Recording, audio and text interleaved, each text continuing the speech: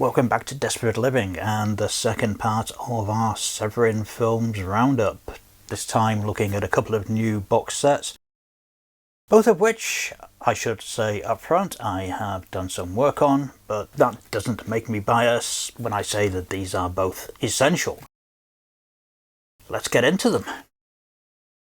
First of all, let's take a look at Exorcismo. Incredible and long-awaited collection of Spanish movies from the Post-Franco era, Clasificada S films. The movies are awash with sex and violence that emerged in Spain after the dictator died and they transitioned to democracy in the mid-1970s, 1975, 76.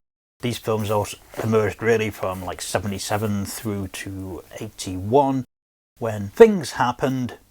If you watch this, you'll find out exactly what those things are that stopped making the movies to be quite as viable as they used to be. So what do we have here? It's a classic Severin box. If you've bought any of their others, like the Al Adamson, any of their kind of specifically themed boxes, Andy Milligan, Ray Dennis Steckler, that kind of thing, you'll recognise this format immediately. It's got the book with the discs in.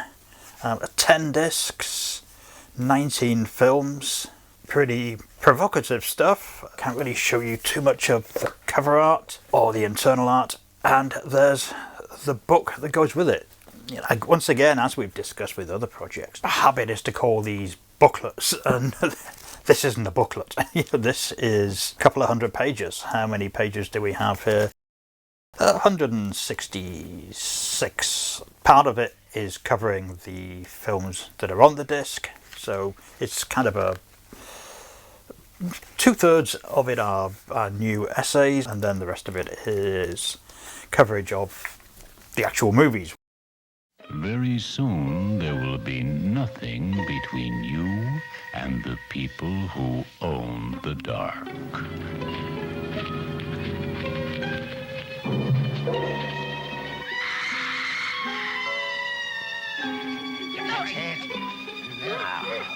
Kill her. The people who own the dark. Inside a secluded executive retreat, the world's most respected men prepare for a weekend that promises every earthly pleasure. If during, before, or after dinner, one of the guests should feel the desire to commit lustful acts with any of the young women, the latter shall submit to it. But the satisfaction of this desire shall be performed in the presence of all the other guests. While outside, in their own world of darkness, they gather. Drawn by the scent of the living, they prepare for a night of unearthly horror.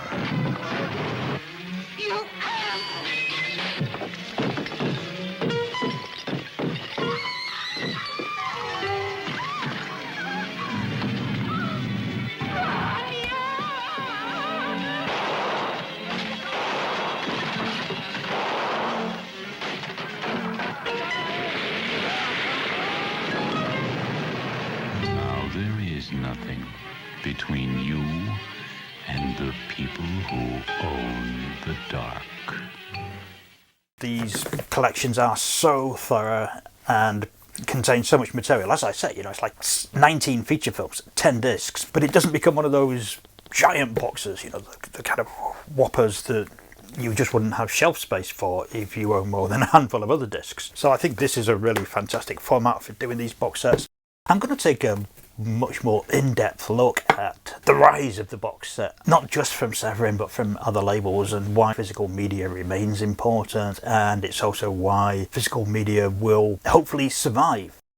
I think the two things are almost hand in hand. The box set shows why we need these physical releases, and also makes physical releases a more viable prospect than simply putting out individual films, especially in the niche titles. But, I'm going to get into that in a future video, so let's not get into the full discussion here. What do we have in here? Well, let's take a look. So first of all, we have the documentary Exorcismo. The Transgressive Legacy of Classificata S.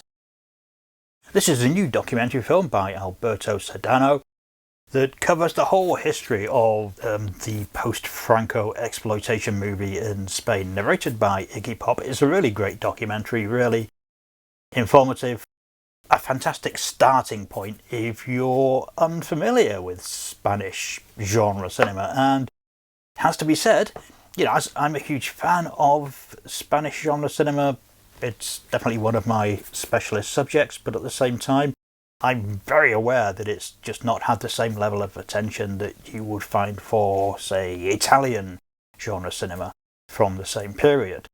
It's still been seen as somewhat second division.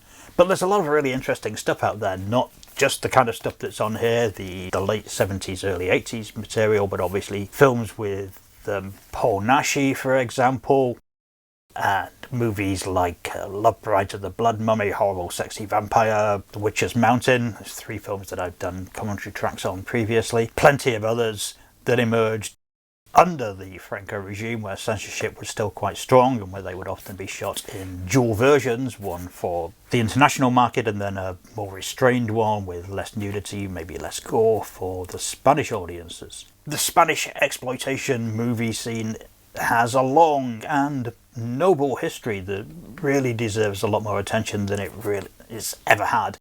And sets like this they're a good way of getting people into this stuff. Again, I'm not sure how many people will buy these films individually, but as a collection, it certainly makes it worthwhile. So what do we have here? Well, after the documentary, we kick off with The Bell from Hell, which is one of the more famous Spanish horror films, one that has been maybe more widely available, also one that predates the era that this collection is effectively covering. It's from 1973. But in terms of historical context, is well worth inclusion here. And that's true of a few films in this collection which come from The Bell from Hell from 1973. Creation of the Damned is 1974-5. The Devil's Exorcist around the same period. Bastard!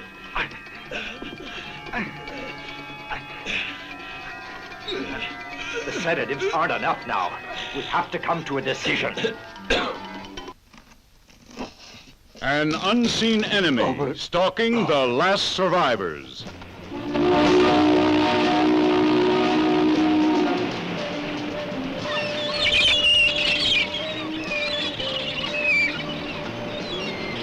Since before the mountains were formed, and the earth was formed, over the centuries of centuries, thou art God. Who killed him? March!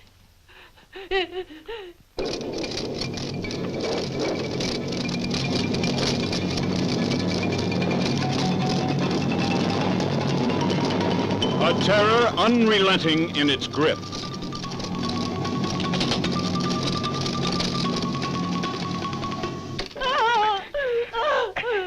This way you won't make any more trouble for me. Marge. I know what's best for you.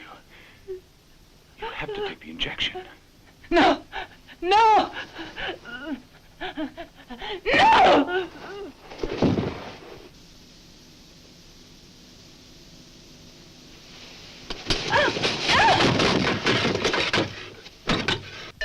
A shocking suspense that will not be forgotten. You're the only witness. If you lie, no one will ever know. I don't want to hurt you. Together we can forget this nightmare.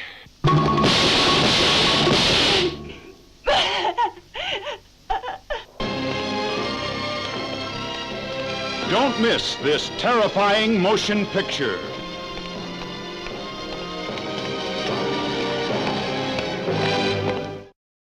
And those films are really like a setup to the rest of the box set, I suppose. They set the scene, show what was already being made, and then we can get into the more outrageous stuff after this. So, for instance, The People Who Own the Dark is, again, 1975, I think. So just on the kind of crossover period. But then we're starting to get into the real meat and potatoes of things, I suppose you would call it, where we got Battered Flesh, The Priest, Sins of a Nympho, De Murpho, Bloody Sex, Morbus, Faces, Triangle of Lust, That House in the Outskirts, Supernatural, Poppers, and then an after period release, Tied Up and Tied Up Well. A 10-year history, if you like, of the development of Spanish exploitation cinema. My connection to this is providing 3 audio commentaries on the wonderfully titled Bloody Sex. A lot more blunt in English than it is in Spanish, has to be said. Triangle of Lust, which was another film that had a kind of wide UK release, actually, theatrically and then on video, first of all from Go Video and then from various softcore distributors who would market it as maybe sexier than it is. It is quite a sexy film, but it's maybe not the one that they were selling it as. Supernatural, made by Eugenio Martin, who famously you probably know from Horror Express and Candle for the Devil. 2 films that were also Spanish co-productions, have British connection too, of course. It was really great to do all 3 of those films because they're all very fascinating movies. Bloody Sex, you might imagine, is as kind of throwaway and sleazy as the title suggests.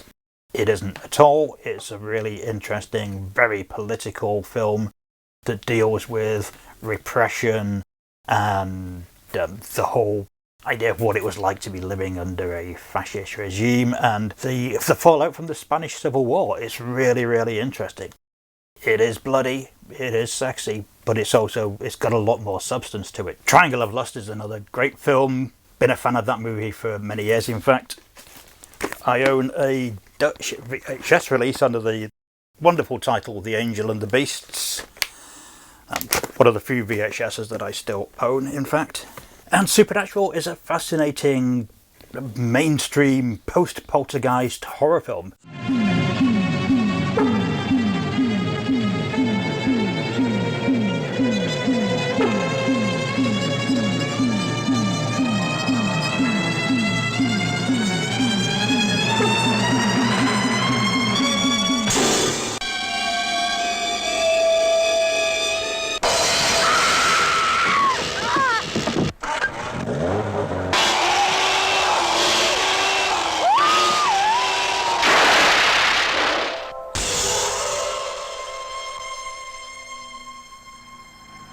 Sobrenatural, una película filmada en universos distintos del que miden nuestros sentidos, más allá de la muerte.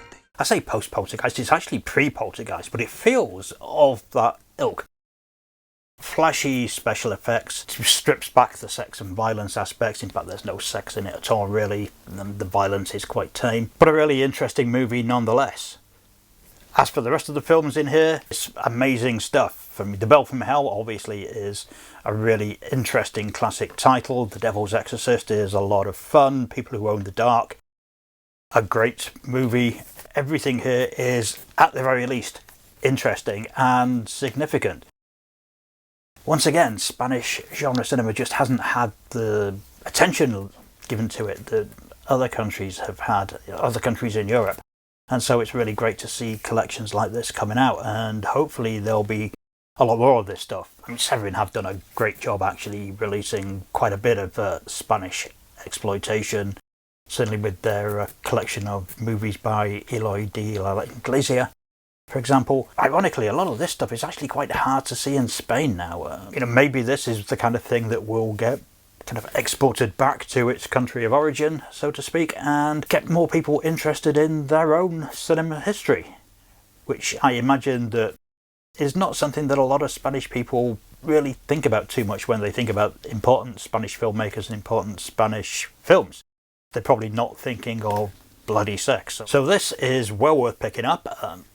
Still the kind of thing that's going to be challenging and provocative, maybe more challenging and provocative these days, because what was once a standard part of exploitation cinema in the 1970s is now deeply taboo, and there'll be moments in these films I can guarantee you that will raise a few eyebrows. Second box set we have contains more European cinema. The Eurocrypt of Christopher Lee, Collection 3. If you've seen Collections 1 and 2, then you'll know that this is going to be an essential collection, a mixed bag certainly, of films that are not necessarily all great, but as a whole is very well put together. Previous two sets were both excellent, containing a whole bunch of curious Lee titles from Europe that maybe people weren't familiar with, like The Devil's Daffodil, for example. And this continues, but also has British films in it. We are part of the European continent, I suppose, even if Brexit has taken away all our rights in that particular area. But this is a 7-disc collection, 6 movies, and let's have a quick look inside and see what we get. This is a kind of different box set than the previous one. Here we have films that are individually packaged, but I'm assuming that these will eventually be available individually, maybe when this box set has sold out, as with the others. But let's have a look at what we've got in here. The hands whose music thrilled the world. Are they now the hands that love to kill? Are they hands that control the man who owns them? Are they Orlak's hands? Or are they those of another human being grafted on? The hands of a killer. Just look at these hands. They're not mine. They belong to someone else. They have their own thoughts, their own will. I can't control them. Darling, I'm not frightened of you.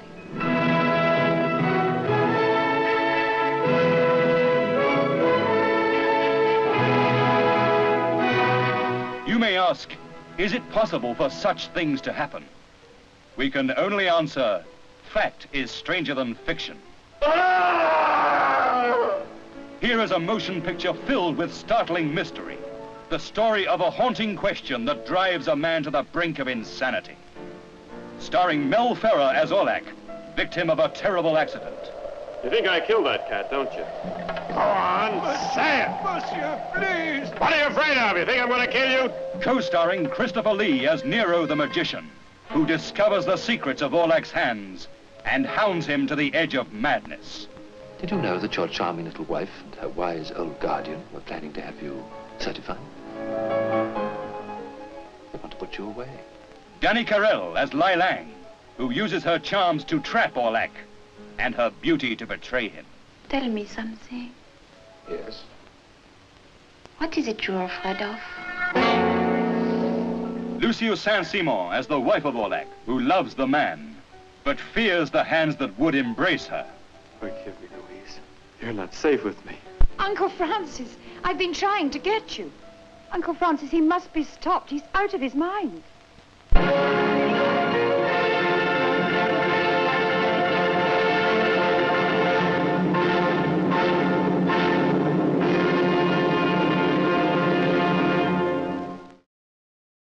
Beginning with Beat Girl.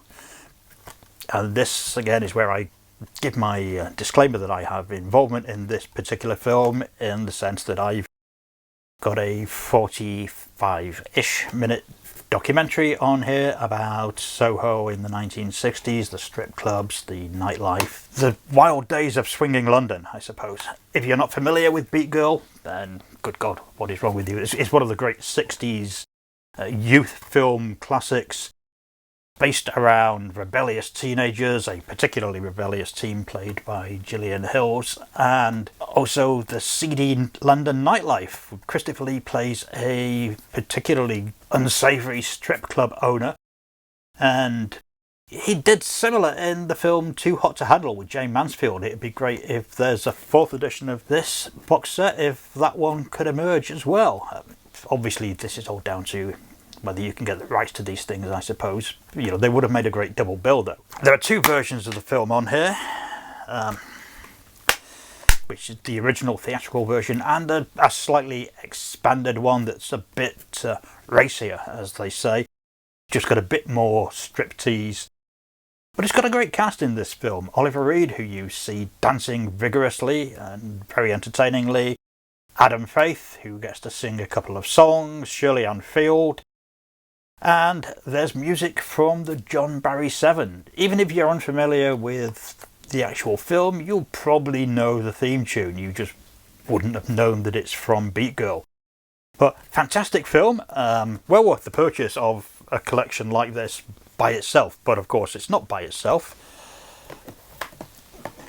We also have The Hands of Orlak, a German movie made in 1960 when Lee was becoming famous and becoming a horror star, but was still not as big as he would be a few years later, and was travelling around Europe making all sorts of films, which is effectively how these box sets come about to begin with. Now, The Hands of Orlak is the classic story of somebody having hands transplanted that then take control of their body.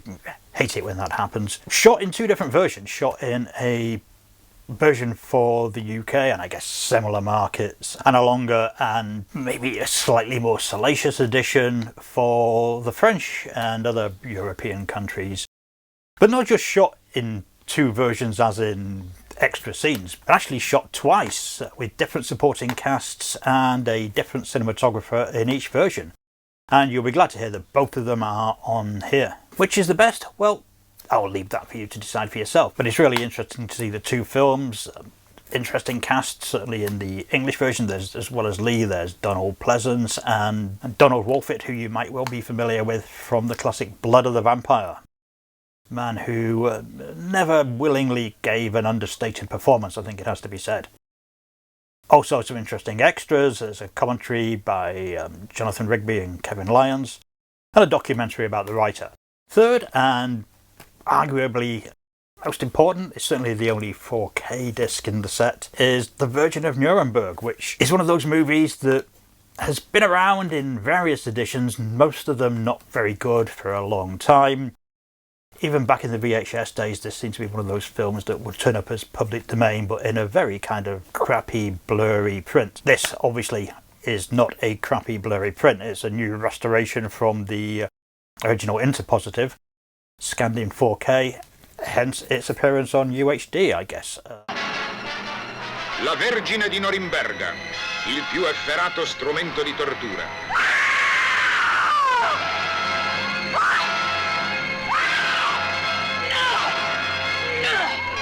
La donna più desiderata.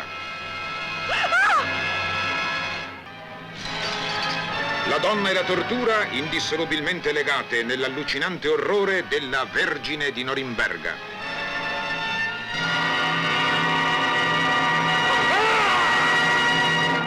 La Vergine di Norimberga.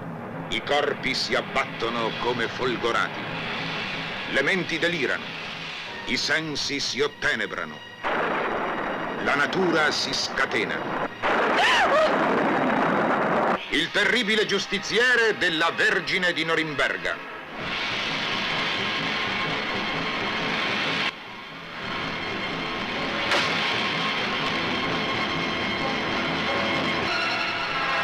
La Vergine di Norimberga.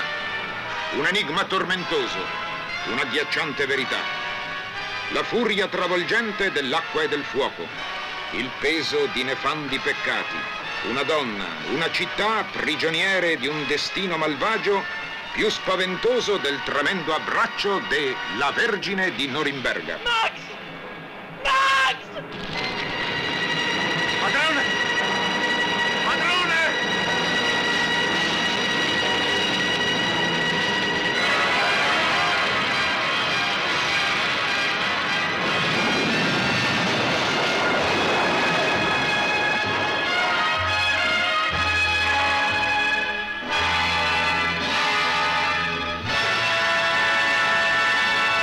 And this is another classic Italian Gothic of the early 60s, directed by Antonio Margheriti, who was a dab hand at that kind of stuff. Really great atmospheric movie, one that I've always enjoyed, even though, as I said, you know, every time you saw it, it was in a very compromised edition.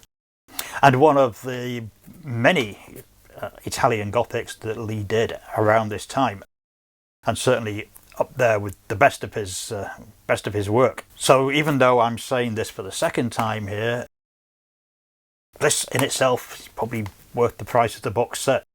So you've already had 2, arguably 3, because I think Hands of Orlok as well is a must-have. So that's 3 out of 3 so far. Now we're getting to the slightly less impressive stuff, but still fun in this case. Arabian Adventure, which I saw in the cinema when it first came out, was actually a front cover film for Fangoria in the early days of Fangoria before they understood what they were. Now it's out on the Severin Kids label. And yeah, it's a kids film. It's the last of the John Dart, Kevin Connor movies that began with Land That Time Forgot and then continued through things like At the Earth's Core, People That Time Forgot, Warlords of Atlantis, and then it kind of got up to this, which at the time was seen as a sort of big-ish release. There was a lot of talk about the special effects and how great they were. You'll be unsurprised to hear that they're not all that great, but it's a really interesting kind of British family entertainment movie. It came out around the same time as the 1978-79 TV movie remake of Thief of Baghdad, which also played theatrically in the UK. Of the two, I'm not sure which is the best. I haven't seen Thief of Baghdad in quite a while. I recall them both being fun. I saw them both theatrically when I was a kid. Yeah, this is an entertaining film. Christopher Lee, as you would expect, is the villain of the piece, the kind of sinister caliph. It's very much on that kind of Sinbad, Thief of Baghdad narrative, to be honest with you. Interesting supporting cast: Emma Samms, Milo O'Shea, Oliver Tobias, and with some cameos from Mickey Rooney and, interestingly, Peter Cushing. One of the last films that Cushing and Lee appearing together, but they're not actually together, and Cushing is in the film for a couple of minutes. That was actually a disappointment when I first saw it. Is Arabian Adventure an essential viewing experience? Maybe not, but is it a lot of fun? Yeah. It's not one that I would buy the entire box set to get hold of, but absolutely worth having. And I think if you've got a taste for those kind of Arabian Nights films, then you'll find this very entertaining. Beyond your strangest dreams, to the center of your wildest imagination. Let them be dust before the wind.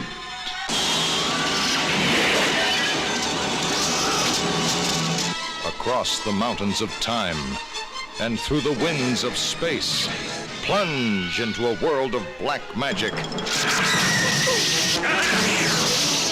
and golden terror. Fly away to a time before history, where the valiant Prince Hassan battles the force of darkness, the all-evil Al-Khazar, for a priceless treasure, the beautiful Princess Zulera. On Earth and in the sky, the most dazzling aerial battle ever filmed. Imagine nothing. You will see everything in Arabian Adventure. All of these collections have a bit of an oddity in that perhaps you might wonder why I would ever want to own that, and which you might cynically think is in here because the possibility of actually selling more than 3 copies of it as a standalone disc slim.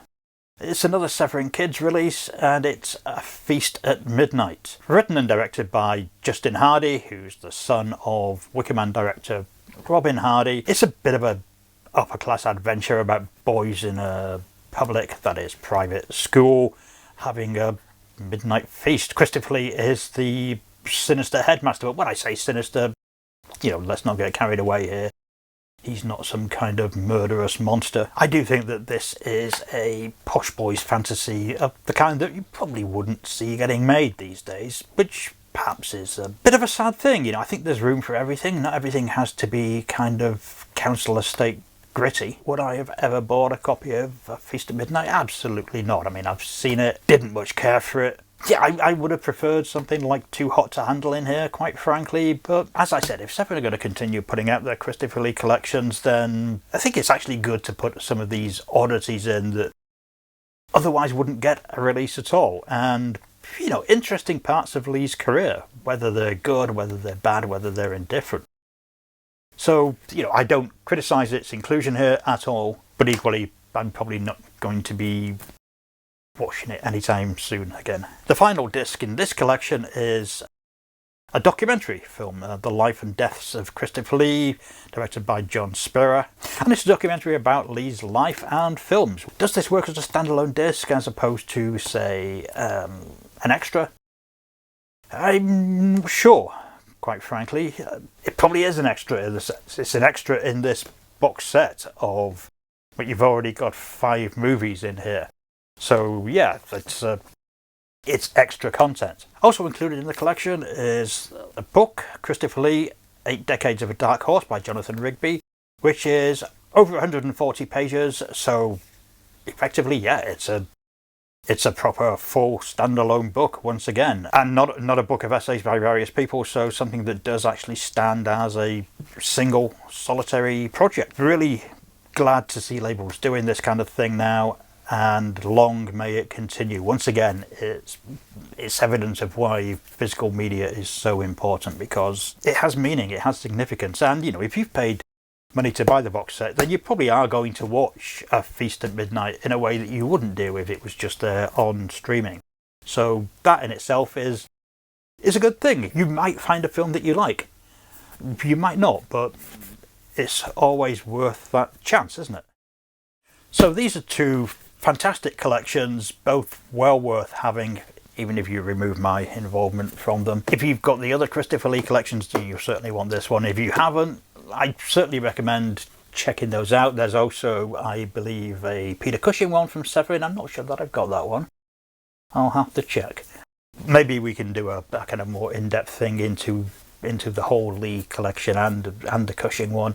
And similar to the Lee collections and the Cushing one, there's also the European Gothic collections, which are now up to 4 volumes, 3 of those covering Italian movies. And one of them, this one, Danza Macabra, is Spanish Gothic, so obviously fits in nicely with Exorcismo, and probably once again deserves to be given further examination. So certainly if you want to see me getting into those collections, just let me know in the comments. As ever, if you enjoy this kind of thing, then make sure to like and subscribe, and then you'll never miss one of our future videos, and we'll try and be a little bit more frequent than we have been of late. Still plenty of stuff to cover, as I said. Box sets are something that I'll be delving into in some depth at a future point. Anyway, thanks for watching, and I'll see you again soon.